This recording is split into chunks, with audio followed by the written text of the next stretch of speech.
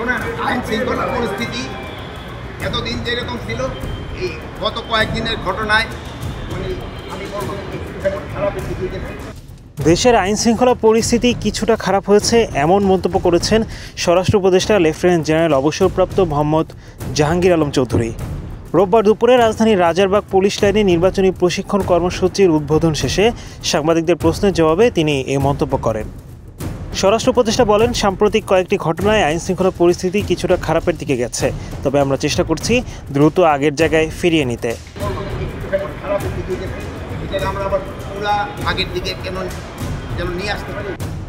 রাজবাড়ির ঘটনাকে কেন্দ্র করে আন্তর্জাতিক কোনো ষড়যন্ত্র আছে কিনা এমন প্রশ্নের জবাবে তিনি জানান, ঘটনাটি তদন্তাধীন। এরই মধ্যে 5 জনকে আইনের আওতায় আনা হয়েছে। তাদের জিজ্ঞাসাবাদ শেষে আমরা সম্পূর্ণ চিত্রটি জানতে পারবো। তদন্ত করে দেখছি, তদন্ত রিপোর্টের পরে আমরা হয়তো পুরাটা আপনাদের জানাতে পারবো।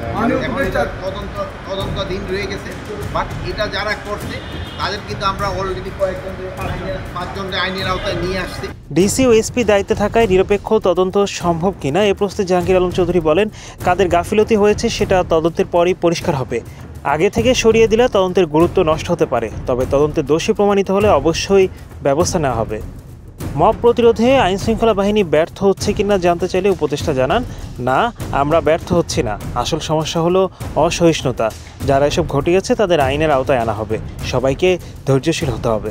ব্যর্থ হচ্ছি না। এখন যারা এটা মানে এই জিনিসটা করতে একটা জিনিস আপনার ক্ষেত্রে আমরা কিন্তু খুব অসহিষ্ণু। এমন পরিস্থিতিতে নির্বাচনে জনগণের অংশগ্রহণে প্রভাব ফেলবে কিনা প্রশ্নের জবাবে তিনি বলেন, জনগণ যখন নির্বাচনমুখী হবে তখন কাউকে থামানো যাবে না। ভোট কেন্দ্রে যাওয়া থেকে জনগণকে কেউ প্রতিহত করতে পারবে না। Hello Bangla news desk.